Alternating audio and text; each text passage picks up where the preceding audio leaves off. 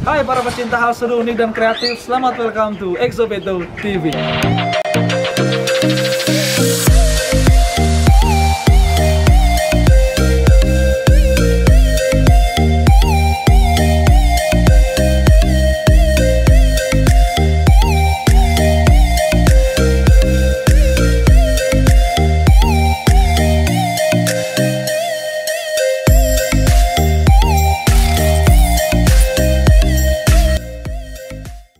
Nah teman-teman, kali ini kita sudah kedatangan salah satu narasumber kita untuk menjelaskan detail tentang hewan yang akan kita bahas di sini.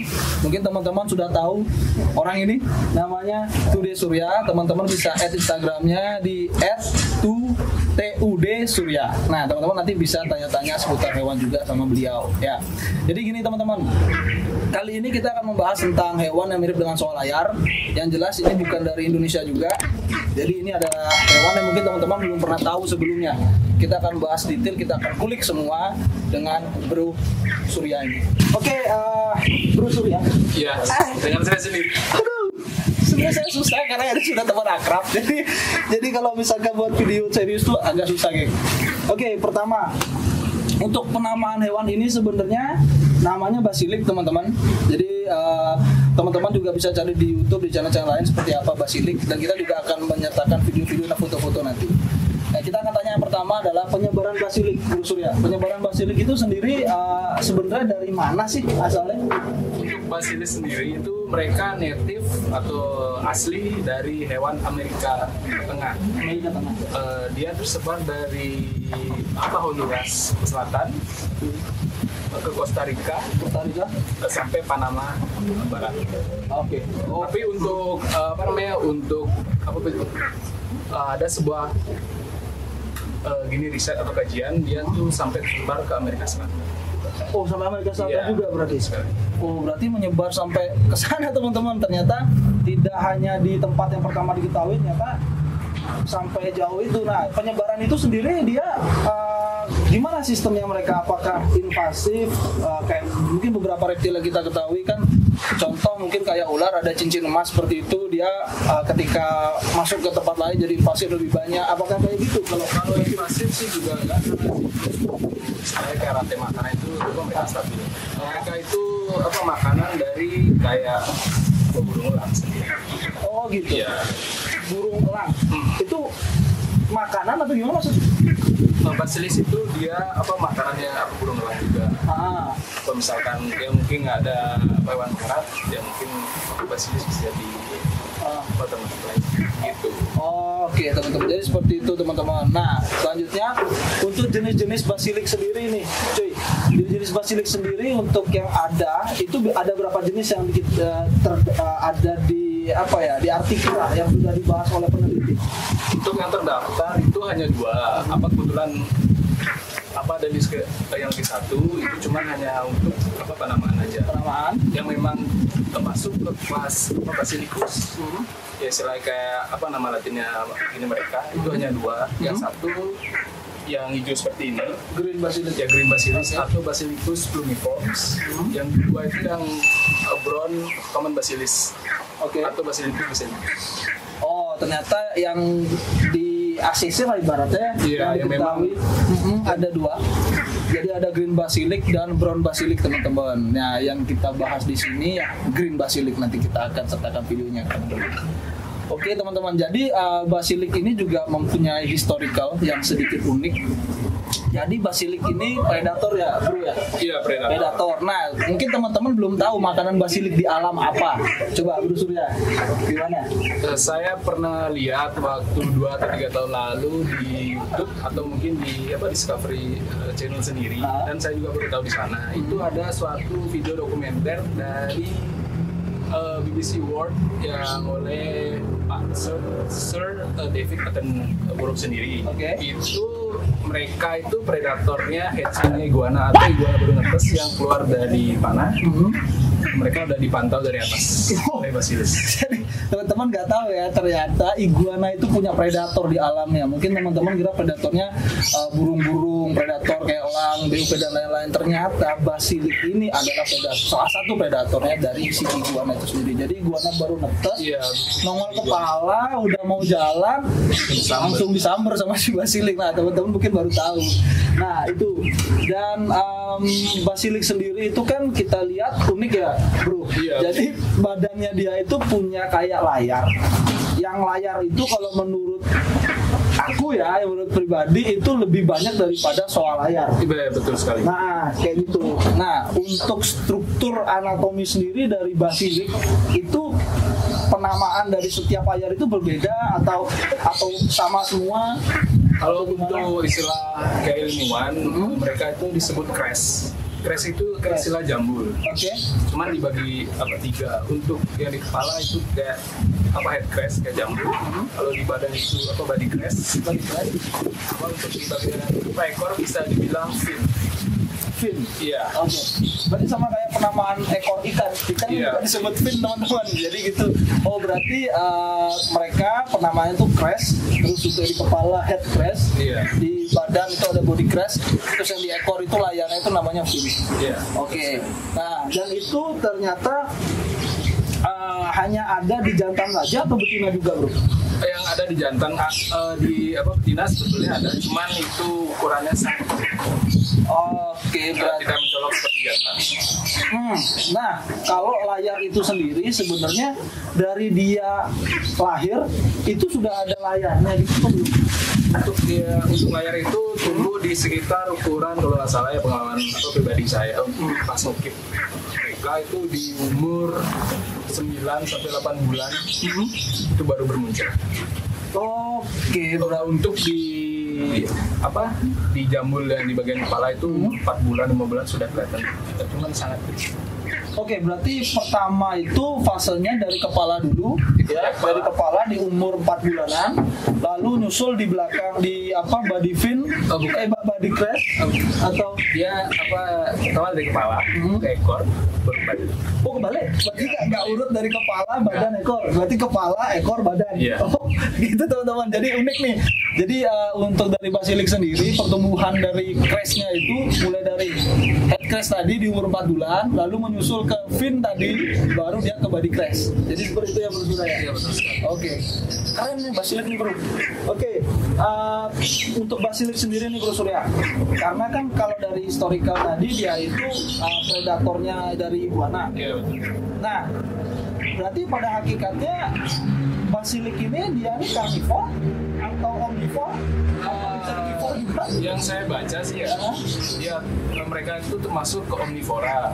Mungkin untuk yang basilis di captivity mereka cenderung ke karnivora, makan ikan, serangga, ya mungkin anakan tikus atau tikus. Tapi di alam mereka juga pernah dilihat oleh ilmuwan yang makan bunga atau buah. Oke, berarti yang pada umumnya itu dia makannya omnivor apa saja, terutama ke serangga dan daging lah ya, contoh tikus dan lain-lain. Cuman dari ilmuwan sendiri dia pernah melihat si basilik ini juga makan beberapa tumbuhan, bunga seperti itu. Oke, jadi sebenarnya dia bisa diklasifikasikan herbivore juga bisa? Atau gimana? Misalnya herbivore kan ya hewan yang cenderung makan sayur. Tapi kalau omnivore sih ada daging masuk, ya protein atau dengan apa? I see. Oke, keren. Jadi basilik itu memang apa ya aku bilang ya, unik banget ternyata. Aku kira dulu basilik itu dia cuma makan serangga aja, ternyata banyak. Dari ilmuwan-ilmuwan juga ternyata pernah menemukan seperti itu, mereka makan beberapa tumbuhan, teman-teman. Nah, untuk basilik sendiri nih, bro, dia itu apa sih perbedaan yang mencolok dengan soal layar? Nah, takutnya nanti kan ada beberapa orang yang akan bertanya ketika di video, ini soal layar baby, ini gini, karena kan mata orang awam itu apalagi netizen. Nah, netizen itu beberapa yang belum tahu pasti itu dibilangnya soal layar atau gimana. Nah, apa sih perbedaan mencoloknya antara basilik dengan soal layar? Itu perbedaan mencolok ya dari baby bisa kita lihat. Kalau soa itu cenderung lebih coklat dan warnanya ke abu-abu. Warnanya ke abu-abu. Tapi untuk basilik sendiri dia warnanya di top body itu mereka coklat, di bawah dari kaki depan lebar perut, di belakang itu hijau muda. Ya. Dari kepala pun mereka berbeda. Dari kepala berbeda. Tapi kalau misalkan tadi kan Bro Surya udah sempat bilang tuh ada namanya brown basilik. Nah, kalau brown basilik apakah kecilnya juga akan ada hijau seperti green basilik? Enggak, itu cuma ada warna coklat dan putih. Oke, jadi kayak gitu teman-teman. Jadi teman-teman supaya nggak salah kaprah antara soal layar dengan basilik. Jadi gitu. Jadi teman-teman nanti ketika kita tayangkan videonya, jadi teman-teman udah bisa paham membedakannya seperti apa. Nah, untuk basilik sendiri, dia ini kalau kita kan pasti tanya nih, beberapa jenis hewan yang kita ketahui kan dia tuh kan ada yang jenis arboreal, terrestrial, atau burrower khususnya. Nah, kalau basilik sendiri dia ini masuk ke yang mana? Kalau dibilang dia terestrial, iya karena mereka itu standby mungkin hunting cari makanan di riverbanks atau di samping-samping sungai. Samping sungai, ya, okay. Untuk nangkap serangga, cekung, bla bla dan sebagainya. Tapi kalau terkadang mereka ya bertengger di atas pohon untuk cari serangga. Oke, berarti dia terestrial. Ya, arboreal juga. Ya, tapi untuk yang hal detail yang seperti pakemnya dia saya mungkin belum bisa. Intinya dia middle antara si teres sama arbo, tapi burrower enggak sih ya. Iya, bro. Jadi teman-teman kalau dari basilik sendiri dia kalau kita garis besarin ya, dia tuh antara teres juga sama arbo. Kadang dia juga bisa di terestrial, kadang dia juga bisa bertengger di arboreal, di pohon-pohon. Tapi kalau untuk burrower menggali mereka enggak. Nah, untuk basilik sendiri nih, kita kan tahu nih basilik ada beberapa, bukan basilik sih sebenarnya, ada beberapa hewan yang kita tahu karakternya, ada yang jumpy itu maksudnya khususnya kadal ya. Jadi ada yang jumpy, dia dipegang tuh, wah bukan dipegang aja sih, ketika orang lewat dia semerautan gitu. Wah. Terus ada yang dia anteng banget, gampang adaptasi. Nah, untuk basilik sendiri ini dia sebenarnya gampang beradaptasi, contoh seperti iguana, ataukah dia gampang stres seperti forest dragon atau bunglon surai? Dia masuknya kemana? Kalau ya balik lagi ya pengalaman pribadi, mereka pas baby itu cenderung agak anteng, dibilang maksudnya kita bilang gampang stres seperti forest dragon atau seperti sekelas apa Ipsilurus, itu mereka enggak juga. Cuman terlalu anteng kayak iguana juga enggak. Mereka itu mungkin ya seperti istilah ya time will tell ya animal. Oke. Istilahnya misalkan lebih sering kamu berinteraksi ke mereka, mungkin mereka lebih cepat jinak. Tapi dengan catatan tolong jangan dipaksa atau ya istilahnya kita harus luring mereka untuk datang ke situ. Oke, poinnya jadi basilik itu dia tipikal hewan yang time will tell teman-teman. Jadi tidak butuh harus sering dipegang. Ya, intinya tergantung interaksi kita. Interaksi itu tidak harus dengan cara menghandle paksa. Mungkin ada beberapa teman-teman yang kita lihat, mungkin teman-teman baru yang dia belum mengerti ketika handle hewan, wah pokoknya handle pegang, dia bisa gitu pegang, gimana posisinya dia nggak benar, terus ajak main atau apa, ya itu kadang kalau untuk khusus basilik ya, sudah jadi dia lebih mudah stres. Betul. Kalau stresnya basilik kayak gitu bisa ke sudden death nggak? Untuk sudden death sih belum tahu ya, tapi biasanya dari stres mogok makan ya mungkin ya bakal berakhir. Oh, berakhir ke kematian. Oke, jadi gitu teman-teman. Jadi kalau basilik sendiri itu dia karakternya kalau semakin kita sering handle dengan cara yang tidak benar, tanda kutip, itu efek paling bahayanya adalah sudden death atau mati mendadak seperti itu karena faktor stres yang berlebih ya, Bro Surya. Oke, untuk selanjutnya nih Bro Surya, ini mungkin teman-teman juga perlu tahu fase mating atau perkawinan untuk hewan, khususnya kalau yang kita bahas sekarang basilik, itu dia masuk di bulan keberapa normal siklusnya? Untuk kita bahas umurnya dulu. Oke, Untuk umurnya itu mereka kemarin sih saya dari baby di umur setahun sudah bisa. Itu biasanya meetingnya di bulan Januari atau Februari. Mungkin juga Maret, tapi kemarin untuk mereka laying eggs atau bertelurnya itu sekitar bulan Juli. Juli atau Agustus. Oh, Juli atau Agustus Ya, ya. istilahnya untuk mereka mengandung telurnya 3 bulan. Untuk inkubasi juga 3 bulan. Oke, jadi ketika seperti itu, nah kita kan bicara nih, ketika dia kawin, apakah 100% si betina itu ketika di lok jantan akan bertelur, atau kadang ada yang dia memang nggak bagus spermanya si jantan, jadi dia nggak bisa membuahi si betina? Ya tergantung, itu balik ke betinanya sendiri, apakah si betina udah siap untuk dikawinkan. Kalau tidak, mungkin dia bisa cerna telur atau yang folikel statisnya di betina itu belum siap. Oke, siap. Jadi itu beberapa faktor yang kadang membuat, bukan di basilik aja sih sebenarnya, di beberapa semua hewan, ketika si jantan itu ngelok si betina, kadang ada beberapa betina kok dia nggak hamil. Kadang ada pertanyaan gitu, udah kawin kok nggak hamil, ini kenapa? Apakah si jantan spermnya kurang bagus atau gimana? Jadi itu beberapa faktor yang mengakibatkan kenapa kadang betina itu ketika setelah di lok jantan dia itu tidak hamil atau gimana gitu ya.